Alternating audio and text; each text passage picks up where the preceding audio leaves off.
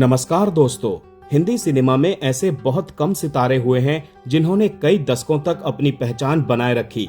एक ऐसा ही नाम है जितेंद्र। सफेद कपड़े, सफेद जूते, चेहरे पर मुस्कान और जबरदस्त डांसिंग स्टाइल। एक समय ऐसा था जब जितेंद्र के इसी अंदाज ने उन्हें बॉलीवुड का जंपिंग जैक बना दिया था। लेकिन क्या आप जानते हैं कि जिस अभिनेता को बाद में करोड़ों लोग पहचानने लगे, उनकी शुरुआत बिल्कुल साधारण परिवार से हुई थी।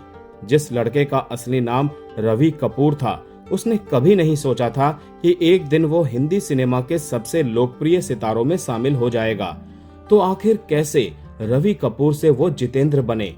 कैसे उन्होंने छोटे मोटे काम से शुरुआत करके फिल्मों में जगह बनाई? क्यों एक फिल्म के गाने में पहनी गई टी शर्ट और सफेद जूतों की जोड़ी उनकी पहचान बन गई? और कैसे उनकी बेटी एकता कपूर ने मनोरंजन की दुनिया में अपने पिता की विरासत को एक अलग मुकाम तक पहुंचाया? आज की कहानी इन्हीं सवालों के जवाब देती है। जितेंद्र का जन्म 7 अप्रैल 1942 को अमृतसर, पंजाब में हुआ था। उनका असली नाम था रवि कपूर। उनका परिवार कारोबारी पृष्ठभूमि से था और परिवार का संबंध नकली ज्वेलरी के कारोबार से बताया जाता है। जितेंद्र का बचपन किसी फिल्मी परिवार में नहीं बीता था। उनके पास ना तो कोई बड़ा फिल्मी सरनेम था और ना ही इंडस्ट्री में कोई मजबूत पहचान। लेकिन उनके अंदर एक सपना जरूर था, फिल्मों में काम करने का सपना। बॉलीवुड में उस समय भी बाहर से आने वाले किसी व्यक्ति के लिए अपनी जगह बनाना आसान नहीं था, लेकिन जितेंद्र ने कभी भी हार नहीं मानी। कहानी यहीं से दिलचस्प होती है। जितेंद्र को फिल्म इंडस्ट्री में शुरुआती मौका मशहूर फिल्मकार वी शांताराम के साथ मिला। 1959 की फिल्म नवरंग में उन्होंने अभिनेत्री संध्या के डबल के रूप में काम किया। ये कोई बड़ा हीरो वाला रोल नहीं था, लेकिन जितेंद्र के लिए यह बेहद महत्वपूर्ण मौका था, क्योंकि पहली बार उन्हें कैमरे के सामने आने का अवसर मिला था। इसके बाद धीरे धीरे उनकी मेहनत रंग लाने लगी। वी शांताराम ने उन्हें अपनी फिल्म गीत गाया पत्थरों ने में बतौर हीरो मौका दिया। फिल्म 1964 में रिलीज हुई और यहीं से रवि कपूर की पहचान धीरे धीरे जितेंद्र के रूप में बनने लगी। हालांकि फिल्म ने उन्हें रातों रात सुपरस्टार नहीं बनाया। अभी जितेंद्र को बहुत लंबा सफर तय करना था। जितेंद्र के कैरियर में सबसे बड़ा मोड़ आया 1967 की फिल्म फर्ज से। इस फिल्म ने उन्हें दर्शकों के बीच लोकप्रिय बना दिया। फिल्म का एक गाना था मस्त बहारों का मैं आशिक। इस गाने में जितेंद्र का अंदाज दर्शकों को इतना पसंद आया कि उनकी एक अलग पहचान बनने लगी। टी शर्ट, सफेद जूते और उनका तेज डांस, यही लुक आगे चलकर जितेंद्र की पहचान बन गया। उनकी एनर्जी और डांसिंग स्टाइल ने उन्हें बाकी अभिनेताओं से अलग खड़ा कर दिया और फिर लोगों ने उन्हें नाम दिया जंपिंग जैक। ये सिर्फ एक उपनाम नहीं था, ये जितेंद्र की स्क्रीन पर्सनैलिटी की पहचान बन गया। फर्ज के बाद जितेंद्र के पास फिल्मों की कमी नहीं रही। उन्होंने रोमांस, कॉमेडी, एक्शन और पारिवारिक फिल्मों में लगातार काम किया। उनकी जोड़ी कई बड़ी अभिनेत्रियों के साथ पसंद की गई। उन्होंने हेमा मालिनी, शर्मिला टैगोर, रेखा, जया प्रदा, श्रीदेवी, रीना रॉय और कई दूसरी अभिनेत्रियों के साथ काम किया। उनका कैरियर उस दौर में आगे बढ़ रहा था जब बॉलीवुड में एक तरफ राजेश खन्ना का स्टारडम था और दूसरी तरफ धीरे धीरे अमिताभ बच्चन का दौर शुरू हो रहा था। इस बेहद प्रतिस्पर्धी दौर में भी जितेंद्र ने अपनी अलग जगह बनाई। साल 1971 में आई फिल्म कारवां जितेंद्र के कैरियर की महत्वपूर्ण फिल्मों में शामिल रही। फिल्म का संगीत बेहद लोकप्रिय हुआ और जितेंद्र का डांसिंग अंदाज दर्शकों को खूब पसंद आया। उनकी फिल्मों में संगीत और डांस का खासा महत्व हुआ करता था। उनकी स्क्रीन एनर्जी इतनी जबरदस्त थी कि वो गाने शुरू होते ही दर्शकों का ध्यान अपनी तरफ खींच लेते थे। यही कारण था कि जितेंद्र को उस दौर के सबसे बड़े डांसिंग स्टार्स में गिना जाने लगा।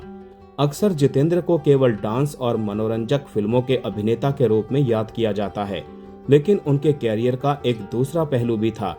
उन्होंने कई ऐसी फिल्में की जिनमें उनके अभिनय का गंभीर पक्ष भी नजर आया। परिचय, खुशबू, किनारा, दुल्हन और मेरी आवाज सुनो जैसी फिल्मों में उन्होंने अलग तरह के किरदार निभाए। इससे ये साबित हुआ कि जितेंद्र सिर्फ डांसिंग स्टार नहीं थे, वो जरूरत पड़ने पर गंभीर और भावनात्मक भूमिकाएं भी निभा सकते थे। अब बात करते हैं जितेंद्र की निजी जिंदगी की। जितेंद्र की मुलाकात शोभा कपूर से काफी कम उम्र में हुई। शोभा ने आगे चलकर पढ़ाई पूरी की और ब्रिटिश एयरवेज में एयर होस्टेस के तौर पर भी काम किया। जितेंद्र और शोभा लंबे समय तक एक दूसरे के साथ रहे। फिर 1974 में दोनों ने शादी कर ली। बताया जाता है कि दोनों ने बेहद सादगी से शादी की थी और समारोह में परिवार तथा कुछ करीबी दोस्त मौजूद थे। जितेंद्र और शोभा की शादी हिंदी फिल्म इंडस्ट्री की उन शादियों में गिनी जाती है जिन्होंने लंबे समय तक लोगों का ध्यान आकर्षित किया। जितेंद्र की निजी जिंदगी से जुड़ी एक चर्चित कहानी अभिनेत्री हेमा मालिनी से भी जुड़ी है। हेमा मालिनी की अधिकृत जीवनी में ये दावा सामने आया कि एक समय दोनों की शादी लगभग तय हो गई थी, लेकिन बाद में यह रिश्ता शादी तक नहीं पहुंच पाया। इसके बाद जितेंद्र ने शोभा कपूर से शादी की।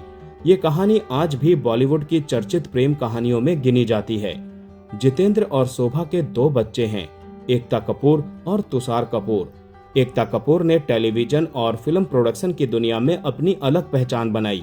उन्होंने बालाजी टेलीफिल्म्स को एक बड़े मनोरंजन ब्रांड के रूप में स्थापित करने में महत्वपूर्ण भूमिका निभाई। वहीं उनके बेटे तुषार कपूर ने भी अभिनय के क्षेत्र में कदम रखा। यानी जिस पिता ने कभी खुद फिल्म इंडस्ट्री में जगह बनाने के लिए संघर्ष किया था, उसी परिवार की अगली पीढ़ी ने मनोरंजन उद्योग में अपना अलग मुकाम बनाया। 1980 के दशक में जितेंद्र का स्टारडम एक बार फिर नई ऊंचाइयों पर पहुंचा। 1983 में आई फिल्म हिम्मत वाला उनके कैरियर की बड़ी सफल फिल्मों में शामिल हुई। इस फिल्म में उनके साथ श्रीदेवी थी। दोनों की जोड़ी को दर्शकों ने बेहद पसंद किया। फिल्म के गाने खास तौर पर लोकप्रिय हुए। जितेंद्र का डांसिंग अंदाज एक बार फिर से छा गया। नैनो में सपना जैसे गानों ने जितेंद्र और श्रीदेवी की जोड़ी को दर्शकों के बीच और लोकप्रिय बना दिया। इसके बाद दोनों ने कई फिल्मों में साथ काम किया। जितेंद्र और श्रीदेवी की जोड़ी 80 के दशक की चर्चित जोड़ियों में शामिल थी। दोनों ने हिम्मत वाला, तोहफा, मवाली जैसी फिल्मों में साथ काम किया। इन फिल्मों में मसाला एंटरटेनमेंट, कॉमेडी, रोमांस, एक्शन और संगीत का ऐसा मिश्रण था जिसे उस समय के दर्शकों ने खूब पसंद किया। जितेंद्र की ऊर्जा और श्रीदेवी की स्क्रीन प्रेजेंस ने इस जोड़ी को खास बना दिया। जितेंद्र के 80 के दशक के कैरियर में संगीत का भी बहुत बड़ा योगदान रहा। संगीतकार बप्पी लाहिरी के साथ उनकी जोड़ी खास तौर पर चर्चा में रही। हिम्मत वाला के दौर में दोनों की फिल्मों में डांस और संगीत ने खूब लोकप्रियता हासिल की। ये दौर हिंदी सिनेमा के उस समय का प्रतिनिधित्व करता है जब गाने और डांस किसी फिल्म की सफलता में बहुत बड़ी भूमिका निभाते थे। जितेंद्र इस फॉर्मूले के सबसे सफल सितारों में से एक थे। जितेंद्र ने अपने लंबे कैरियर में बड़ी संख्या में फिल्मों में काम किया। उन्होंने लगभग 200 फिल्मों में मुख्य भूमिकाओं में काम किया। उनके फिल्मोग्राफी में कई अलग अलग दौर दिखाई देते हैं। एक दौर में वो रोमांटिक हीरो थे, फिर वो डांसिंग स्टार बने, इसके बाद एक्शन और मसाला फिल्मों के लोकप्रिय अभिनेता बने और उम्र बढ़ने के साथ उन्होंने चरित्र तथा वरिष्ठ भूमिकाओं की तरफ भी कदम बढ़ाया। यही उनकी सबसे बड़ी खूबियों में से एक थी, वक्त के साथ खुद को बदलना। हर बड़े सितारे की तरह जितेंद्र के कैरियर में भी उतार आया। 90 के दशक में बॉलीवुड का माहौल तेजी से बदल रहा था। नई पीढ़ी के कलाकार सामने आ रहे थे और दर्शकों की पसंद भी बदल रही थी।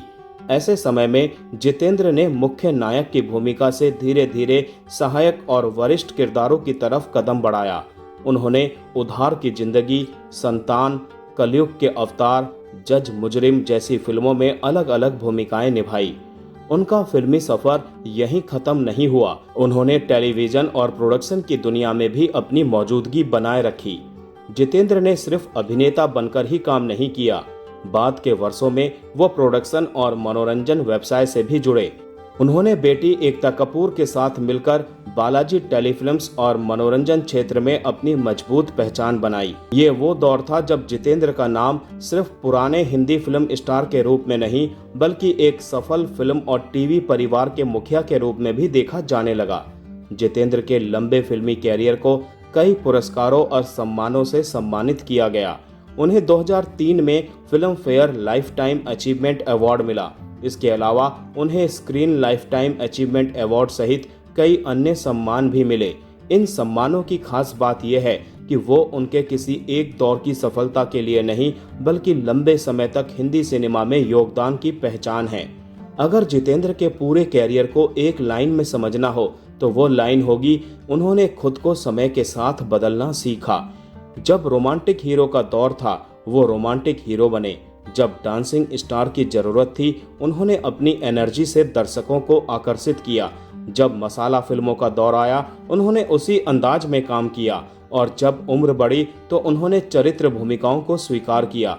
यही कारण है कि उनका कैरियर कई दशकों तक चलता रहा। आज जब हम पुराने हिंदी सिनेमा की बात करते हैं तो राजेश खन्ना, अमिताभ बच्चन, धर्मेंद्र, शशि कपूर और दूसरे बड़े सितारों के साथ जितेंद्र का नाम भी सम्मान से लिया जाता है। उनकी पहचान सिर्फ एक अभिनेता की नहीं है, वो एक ऐसे कलाकार हैं जिन्होंने हिंदी सिनेमा के कई दौर देखे। उन्होंने स्टारडम देखा, कामयाबी देखी, प्रतिस्पर्धा देखी, कैरियर का उतार भी देखा, लेकिन हर दौर में उन्होंने अपनी जगह बनाए रखने की पूरी कोशिश की। और शायद यही वजह है कि दशकों बाद भी जब कोई सफेद जूते और सफेद कपड़ों में तेज डांस करते हुए पुराने हिंदी फिल्म स्टार की बात करता है तो सबसे पहले जिस नाम की याद आती है वो है जितेंद्र। रवि कपूर से जितेंद्र बनने की ये कहानी सिर्फ एक अभिनेता की कहानी नहीं है, ये उस इंसान की कहानी है जिसने एक साधारण परिवार से निकलकर बॉलीवुड के सबसे पहचाने जाने वाले सितारों में अपनी जगह बनाई।